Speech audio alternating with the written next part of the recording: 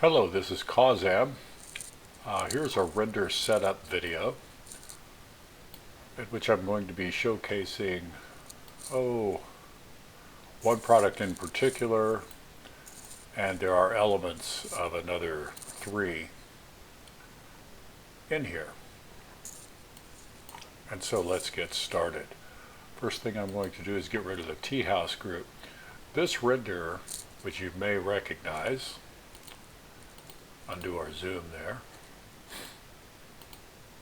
go to perspective view. Let me put it up on the screen here. This is the convertible render that I did. That was a test render when I was getting into the home stretch on the Pippi Longstockings lingerie set. This also features some other products. Not the tea house group. That is going to be re-released and much improved. Tea house group there. I'm going to go ahead and hide that for the time being. It also featured the low bed. Let me say that again. It also featured the low bed and the Shoji Doors, and this item here, which is part of the boy leg briefs. That's a recent product of mine as well. This is Addie. Addie is a character that I kind of developed. I just came up with, various. At any rate, we have Addie here. Addie is a Genesis 8 character that I came up with. I tried to give her the proportions of, like a Victoria's Secret lingerie model. And I think I got fairly close. That's a Genesis 3 pose, for which I simply used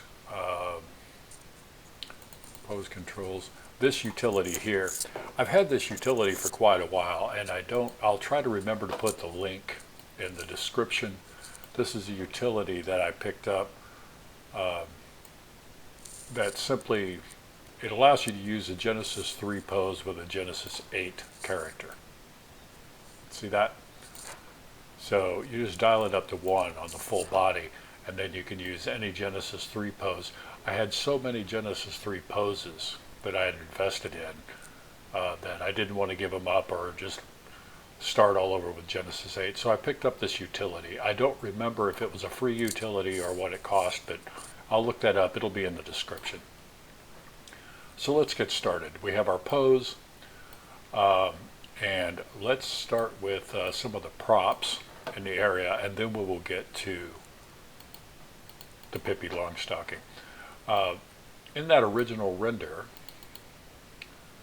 part of the tea house group was this bed, which I like the basic design. However, it wasn't a very well technically executed product. Okay, sorry, I forgot to switch to low bed there. There we go.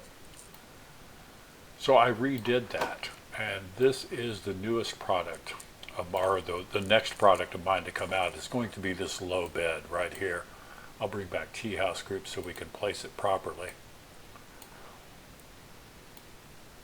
One of the things about the low bed as it existed as part of the original tea house was that it was all one object except for the lamps. And while I liked the shape and the concept, it just had some problems that I didn't care for that I won't go into too much, except to say that it amounted to texturing and the fact that it was all one object, so collision became problematic. It is now a scene subset, so the collision is fixed, and I have also taken care of the texturing to get it the way I wanted it. We'll bring that up a little bit. This loads at World Center correctly, but the tea house has some depth to the floor, and so I had to adjust that. At any rate, there we go. So now we have the low bed placed correctly. The last thing I'm working on, by the way, with the low bed is there's going to be a blanket with it, and there's going to be a default D-force modifier on that blanket so that it drapes nicely and I'm just kind of playing around with that to get it to fit most situations the best that I can. And that'll be the last part of it, and then this low bed will be available in my store at cosm3d.com. Moving on, let's get to the Shoji Doors. The Shoji Doors are available in my store. They were also originally part of the tea house, but they weren't very well executed. Again, it was just one of those things where I had what I thought was a good idea, but I just didn't execute it as well as I could have. So what I've done is they're just a small prop that I've pulled out and really reworked it, revamped it, made it much, much better. And it's a separate product now of its own. It's not very expensive. It's $3 or $4, something like that. There are two versions of it. There's a triple and then there's a double. I will show you the difference really quickly. Where's my tea house? There we go. We'll get rid of that real quick. Here's the double, which simply has, I'll show you the morph here so you'll see the difference. Shoji Doors, double morphs, doors open, close. You can see that it's just basically 4 panels. Okay, now the triple, let me hide that. We'll load this. The triple is for a larger structure. So if you're going to load it into a larger structure, you have 6 panels. And as you can see, oops, probably help if I had the right, there we go. And you can see how that morph just slides those out. Okay, but we're going to get rid of the triple because it's the double that we want here. Okay, we'll close them for the time being, and then we're going to rotate this minus 270 right there.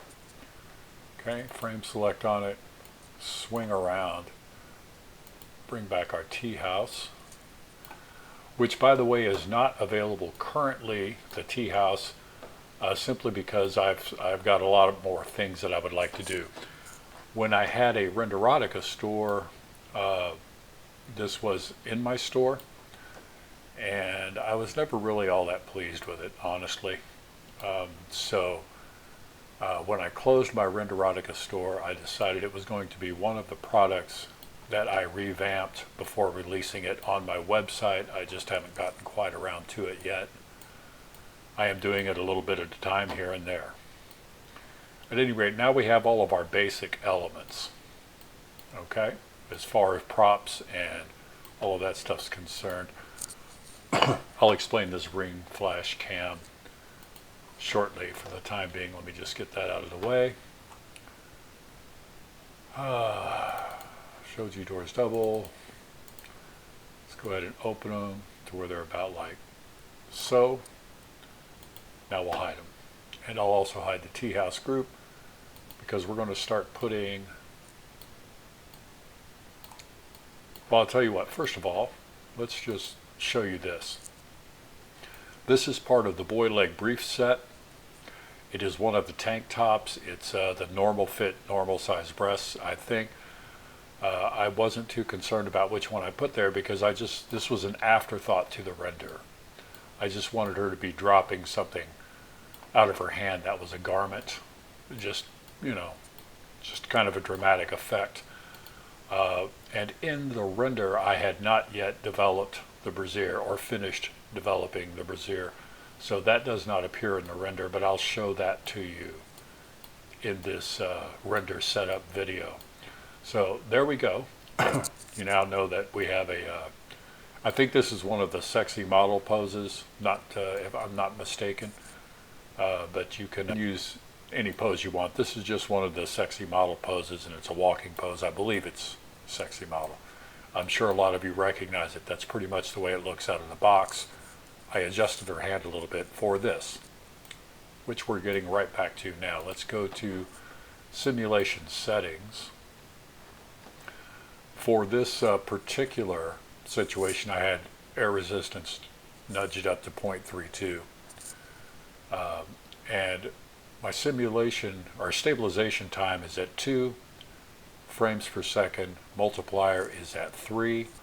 I have start bones for memorized pose turned off, okay, because obviously we don't really need that, because all we're doing is we're just jettisoning an object. We're letting it fall to the ground. Let's run simulate. We're going to stop it rather quickly. Let's hit cancel. And so there we go. Now you can see it doesn't look precisely the way it did in the original render or even before I started that demonstration. Here's the thing about D-Force that I try to emphasize. D-Force is just, it's kind of weird in that you can run it 10 times and get 10 different results. It's a cloth simulator, and there's a certain amount of, well, I'm going to say chaos, uncertainty built into it, because it is a physics simulator, but specifically it is a cloth simulator in terms of DAZ Studio. So certain things will come out differently, but you can see how easy that was. I have it to where it just makes contact with her fingers there. Okay? A D-Force object will collide with anything else in the scene by default. And it will even give you a few more options where that is concerned if you make whatever object it's going to collide with, in this case, Addie, if you put a static surface, a D-Force static surface on her, which I don't think I have right now. It wasn't necessary. But that's just something to bear in mind with D-Force. It collides with other items by default, and you actually have quite a bit of control over that if you use a static surface on what it's going to collide with. There we go. Done with that. I've showed you how D-Force works there. Let's put some clothes on this girl, shall we? Here we have Pippi Longstockings. Okay, and you can see that there are 5 items here. We have this doesn't really count. It's just because the bear is rigged, I saved it as an actor to put in the scene, so that I could also create a scene subset that has the strand-based hair for the fur. Okay, so I'm counting these 2 as 1. The other items are 2 versions of the panties. One is a low-rise, one is a normal fit kind of a thing. You see that? There are the stockings and the brassiere. We'll start with the brassiere because, and the reason it popped that up is because I did not have Addie selected. There we go. Boom. There we go. So we have her, and let's put the panties on her too. That way I can go to texture shaded, so we don't have any issues with YouTube. There we go. Texture shaded. Now, both of these items use D-Force. I'm just going to tell you that right now, even though they are conforming. They also have morphs. Let me explain why each was done the way it was. We'll start with the panties because they have more morphs. Tank snug normal, we're going to, well, I'll leave it in because it's in the render. We'll start with those. Okay, we've got, I think, a dozen morphs here. And what these are for is for just, corrections, and also you have your crotch morphs for, various things you may want to do with that. Some of it's corrective, some of it is not. But you can see that they conform pretty well. And that is true whether you have a very, very buxom, heavy-set model or whether you have a petite model like Addie. They're going to fit very well. I'm just going to show you some of these morphs. We have our hip adjustments, where you can just adjust your hips in and out. That's left and right independently. You have also a glutes, the depth of her glutes. You can adjust that. There are some thigh morphs. You see that? There's one for each, left and right. They're independent. All right, and we have a waistband. Does the same thing. Okay. We also have where you can make the entire panties snugger or looser. And something I want you to note is that that is not simply a saved scaling. That morph was created the way I always create these anymore anyway, in Blender, by putting the center of where everything is acted upon down here at the bottom of the crotch. And then that is the center point of when I scale the mesh in Blender for the morph. The reason for that is in the real world, that's the one thing that can't move really, right? That just can't move. It's pulled up there tight, and everything is going to conform to that point. So I've noticed that since I've started doing it that way, these snugness morphs work out a whole lot better. But at any rate, there you go. Now you can use the morphs, but I also, as I mentioned already, put a deforce surface on this.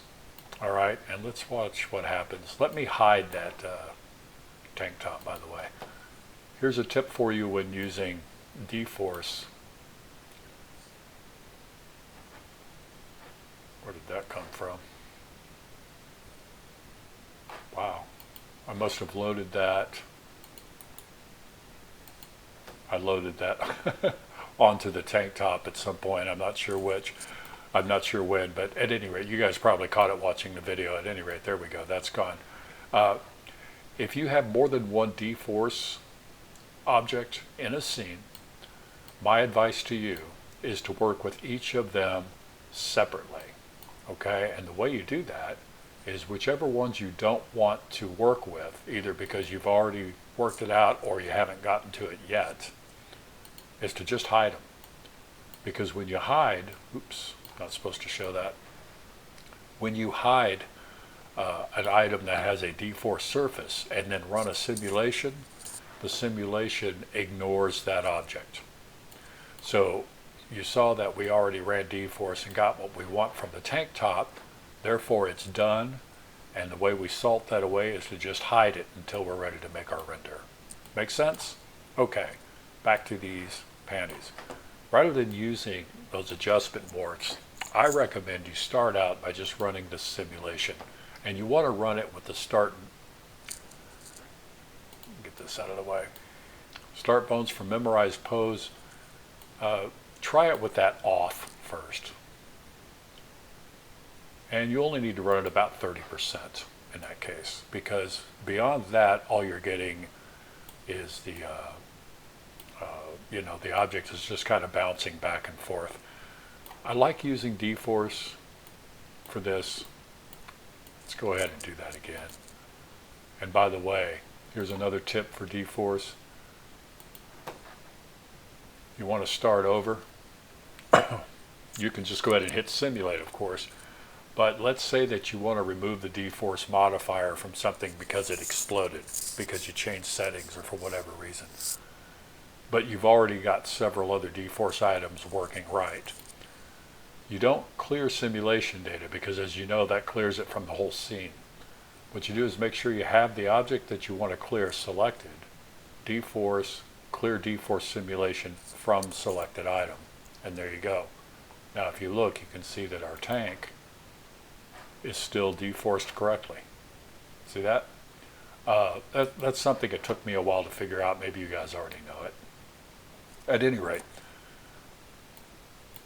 now on Addy it's not quite so prominent, but on a model with a little more hip to her, you will notice, and this is just true because of the transfer utility, this area of the waistband right here tends to move in and conform around the sides of the mons and the thigh.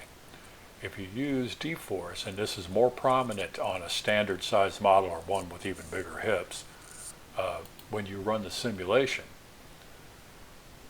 you can see how it tightens up and straightens that out. Now trying to create a morph that will anticipate how to straighten this with every single kind of a character and pose you may use is a fool's errand. However, if you use deforce, it does it automatically. It just stretches that tight. See that? Because I have told it to shrink the material. And now we can use corrective morphs just to touch things up. So for instance, let's just try, we can see where there's a little bit of room here. Okay, let's do this. Let's go back to our, or go to our smoothing iterations. Set this to default. And my collision iterations are already a default. And I'll explain why we do that first here in a moment, but for the time being, let's get this done. We have panty thickness, which is the only one that doesn't load at 0. That's really that's a push modifier that's saved as a morph. That's good for correcting general poke through issues. But what we want to do right here is we want to go to our, want to snug our panties. And that is low-rise panties. LR stands for low-rise, by the way. Panties, snugger or looser. So let's just snug them up. Okay? And now we've corrected a lot of that. You'll also notice this looks like it's at base resolution. The panty loads at high resolution, but right now I have Addy at base. Just to speed up the interface, we'll change her to high resolution. And you can see how that snugged that right up. See that? So now her hips look right. All of that stuff looks right. And so you can see that D-force modifier for the panties, it just saved you a lot of jiggering around. You see what I mean? That's not to say that these morphs are not important. They are, because depending on your character, depending on your pose, they may become very necessary, D-force or not. So they're in there just to make sure that you always have the situation correct. But at any rate, you can see how that just pulled that up really nice and tight. See that? And the same thing applies back here.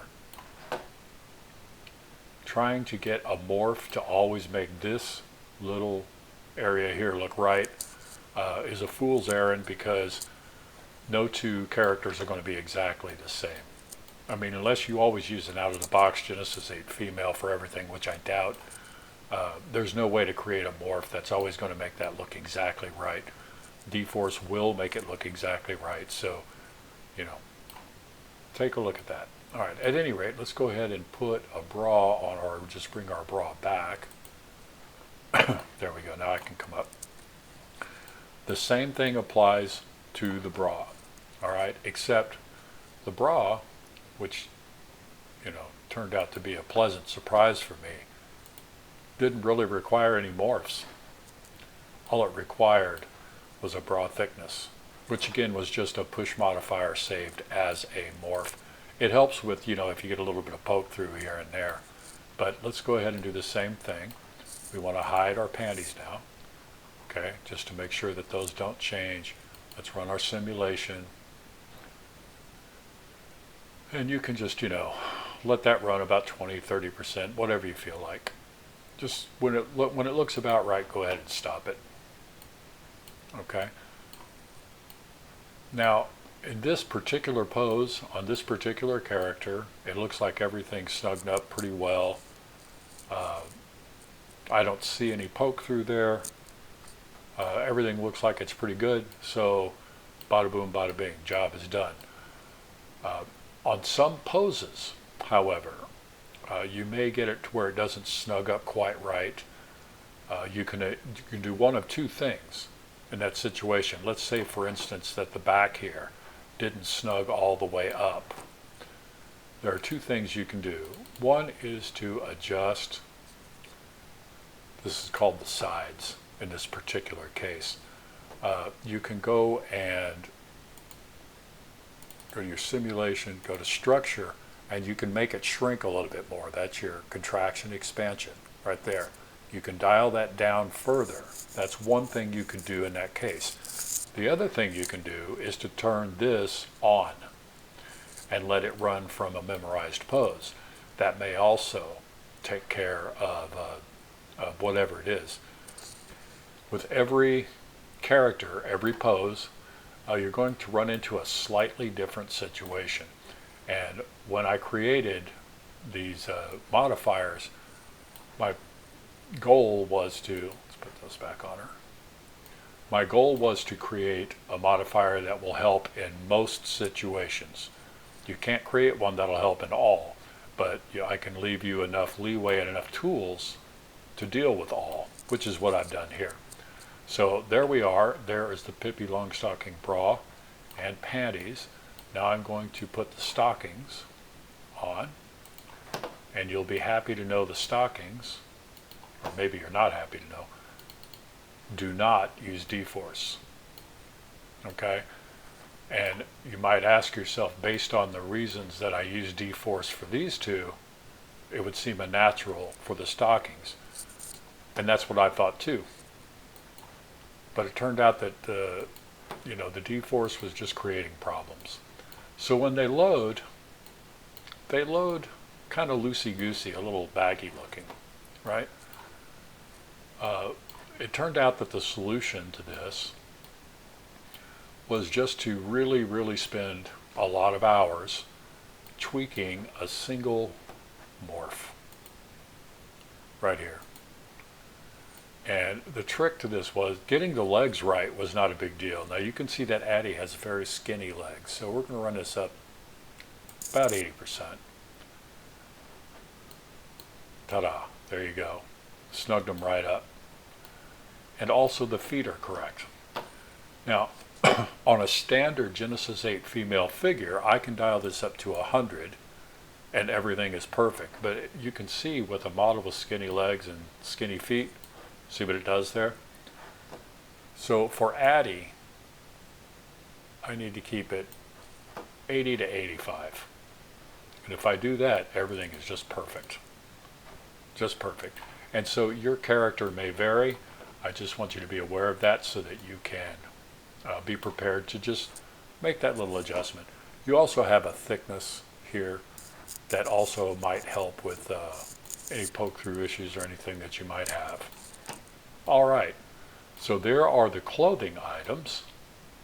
Okay, let me go ahead and show you. Need to select Addie. There we go. We're going to load the standard size panties as well so that you can, where are they? There we are. Okay, you can see that these are, they're the same. They're just, they're more of a granny panty size, more for your, your G-rated or PG-rated stuff. It also has the D-force modifier. It works the same. All right.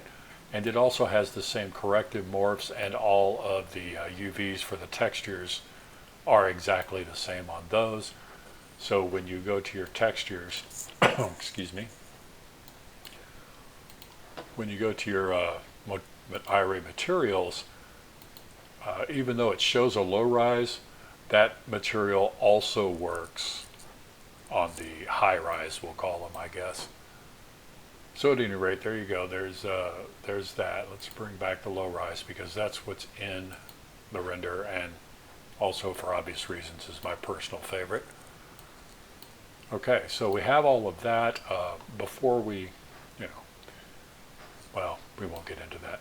Now we need to show you the bear.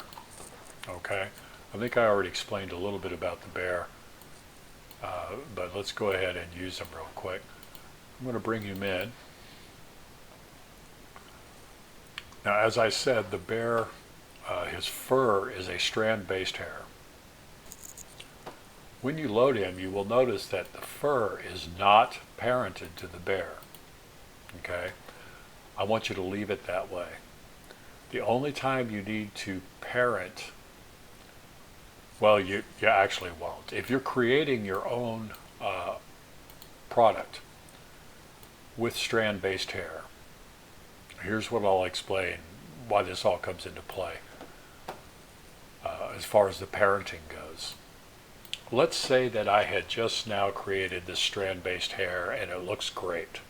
So now I'm getting ready to save it. I'm saving it as an asset, right? What I would do is I would parent that, okay? And then I would go to wearable, and I would make sure that this option was turned on. The reason you have to do that is that if you don't do this, if it loads as a scene subset with this parented, then the more you move, in this case Pippi, the bear, the more you move the bear, the more off-center the hair gets. That's counterintuitive, and it's unique to the strand-based hair. I'm sure that Daz is working on a fix for this. They, of course, acquired this from Garibaldi. So I don't know what's all going to be involved for Daz to work that out. This is a little bit of a cumbersome kind of a workaround thing, and maybe there's a better way to do this. I don't know, but at any rate, let me unparent that so that you can see that now that I have it unparented, I can move the bear, and the hair sticks with it. Okay. Also, you'll notice that it loads with the selectable here. This little thing here. It loads with that turned off. The reason is the bear is rigged, and if I didn't have that turned off, it would be trying to select the strand-based hair. As it is, it selects the bear, and as you can see, when you bend, the hair follows. Okay? So there we go. Now what we'll do to get this bear in position is we will hide the Pippi fur. Because it is strand-based hair, it takes up some resources, so it does create, oops, I didn't have the whole bear selected, there we go. It takes up some resources, so it creates a little bit of lag in your interface. Maybe you have a computer that's much, much faster than mine.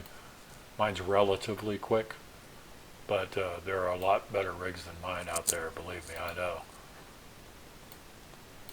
So I just find it easier to turn that off. At any rate, let's put him here. She was carrying him, as you know. Let me put that render back up on the screen. Okay, and so as you can see, she was carrying him by the arm. And as any of you who had teddy bears as kids know, the older and more used they get, the more pliable they get.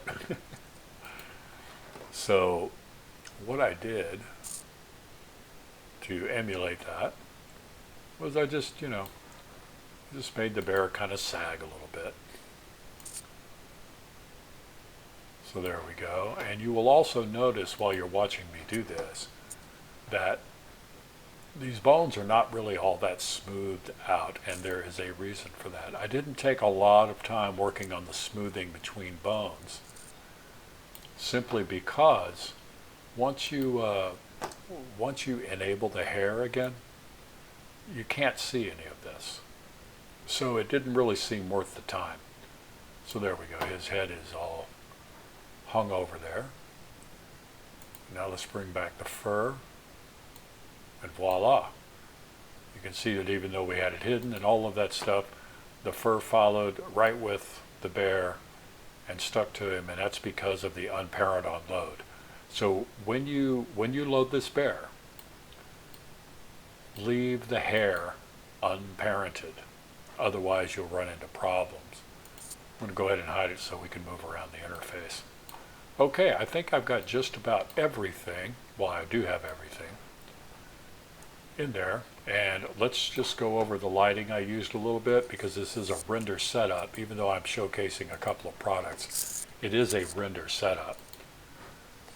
Here's our key light, and you'll notice that I was able to select it, and it's there even though you can't see it.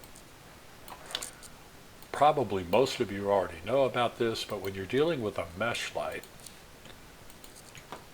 depending on your camera angle, it may or may not show up in the render. And you want the light on the subject, but you don't want to see the light. Well, it's really, there's nothing, it does have to do with cutout, okay? But you can see that value is not 0. It's 1/10,000th, 0.0001. What that does is it allows the emitter to emit just as much light, excuse me.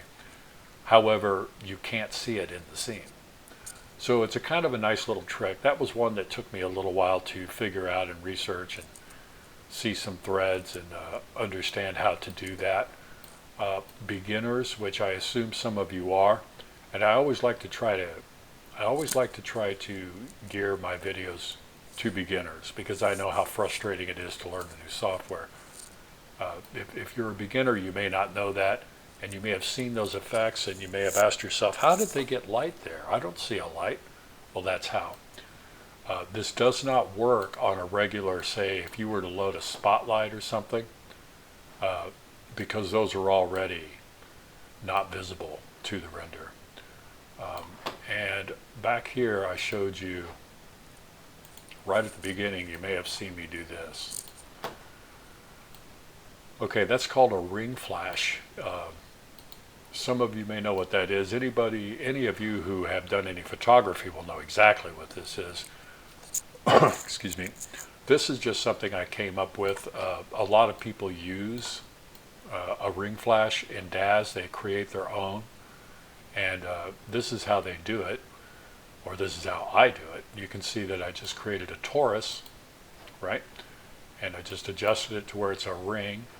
And then I just, I just fit it around the camera right behind the lens hood, just like that. Okay, and then I just saved a scene subset, and I call it my ring flash cam. And I'm going to go ahead and put that up on my website for probably like $2 or something, and that way you'll have a ring flash cam that you can just load. If you don't want to spend the $2, that's perfectly fine. That's how you make it. You just create an emissive surface that is a torus. You just load a primitive right here, a torus, and you just change the settings till you have this shape, and then you spin it, fit it over the camera, and then you want to parent it to the camera in that position, and then save the camera and the torus as a subset. Okay, and that way when you load it, it'll always load just like that. And it's it's a really good thing to have. And what I'm going to do right now is I'm going to show you. I'm going to put another render up on the screen here. This one is called Bear Hug, and if you look at her eyes and her face, you can see the really sharp specular. That's from the ring flash. That's what a ring flash does for you. It gives you a really nice high specular look. Now there is a specular eye light in one of the DAZ packages.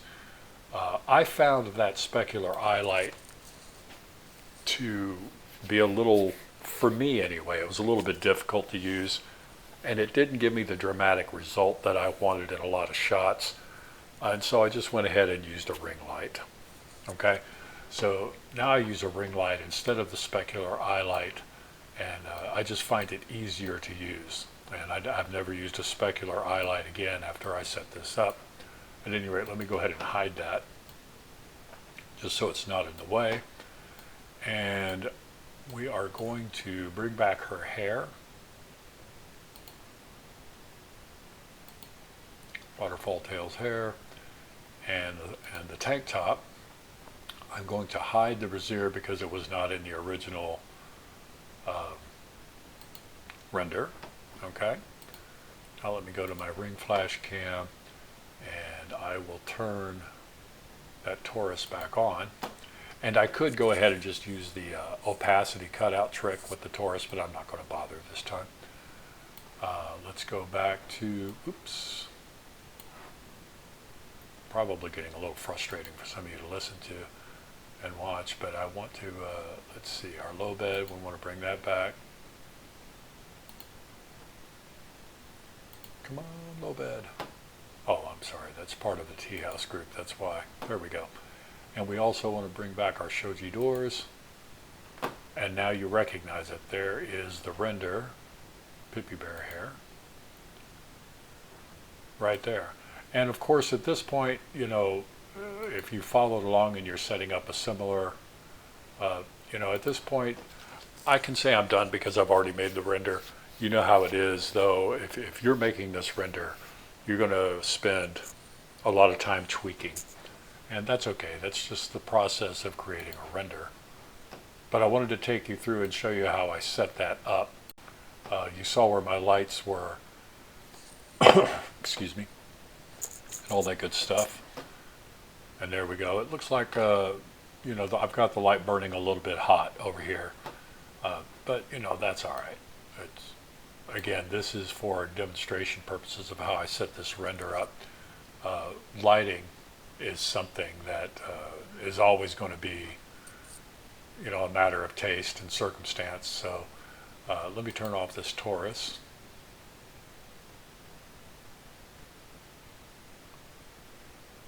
And there we go. Yep, that Taurus, that helped right there. A word on textures. I'm going to show you. We have Ivory Materials. This is a helper mat right there. Okay, it's a, you can actually render that if you want. It actually looks kind of cool, but each of these colors represents a different surface, and those surfaces can be dealt with in terms of opacity and also in terms of D-force.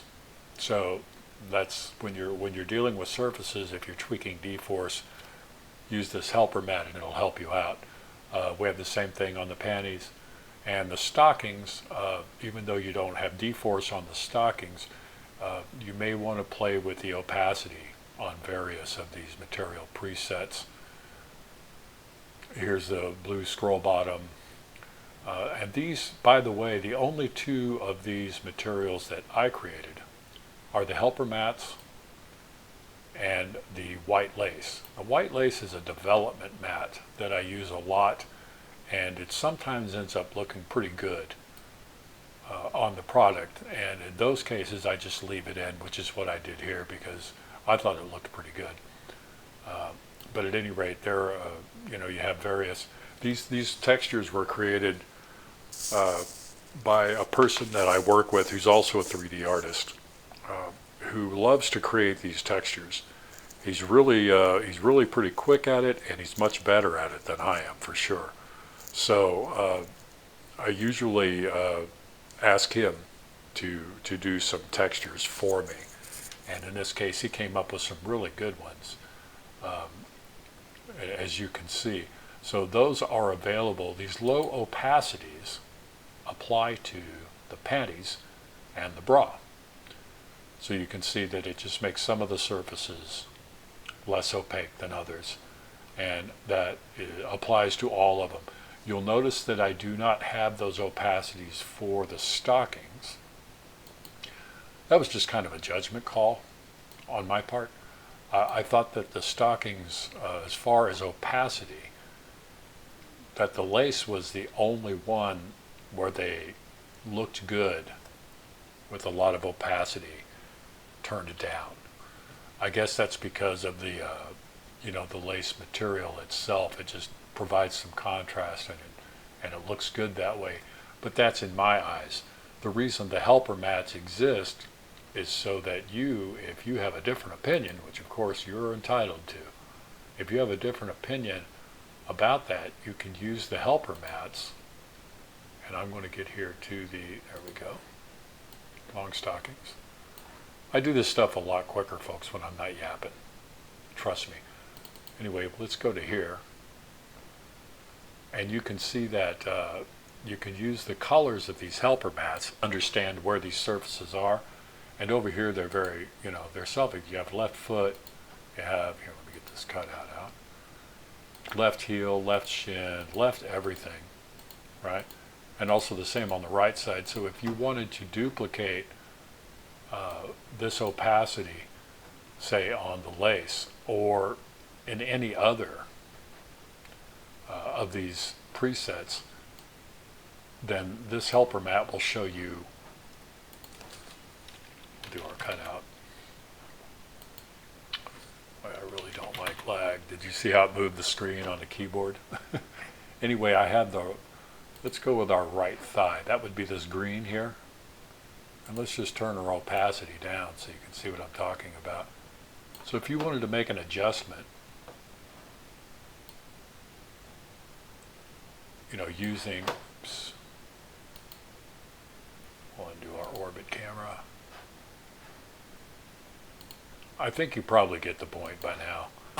But at any rate, let me go ahead and just to complete the point, we'll get rid of that, and we will hide this so that now we have, there we go, and frame select, and here we go. So now you know which surface is which. So you got your right thigh, right shin, and it's pretty self-explanatory anyway. But if you look at your helper mats, they'll help you figure things out. So now let's say that you wanted to go to a low opacity version of powder blue. Okay, so here's the powder blue stockings. So then you could just go here and say select left shin, left thigh, right shin, right thigh. I'm holding down the control key, by the way. And also the feet, right? And then say 0.25. It's just that easy. See that? It's really, really simple to do. You have the helper mats to help you figure out how you want to do that stuff. So at any rate, there we are. There was our, that was my setup, render setup video featuring Pippi Longstocking lingerie set with the bear. I also touched on a few other products. The links to all of these, all the ones that are available anyway, which is most of them, are going to be in the description so that you can go by the store and check them out. None of these are real expensive, and I surely hope that you take a look at them and purchase them and make some great, great renders. Please remember to hit the like and subscribe. I could use your support, as we all could on YouTube. Until later, this is Kazam saying happy rendering.